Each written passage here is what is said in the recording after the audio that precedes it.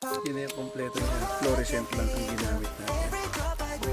Mas pinatakaw lang natin yung kulay. May touch na siya natin.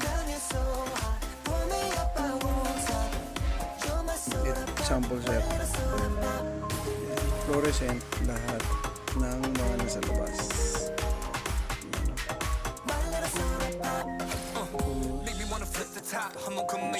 Red eye.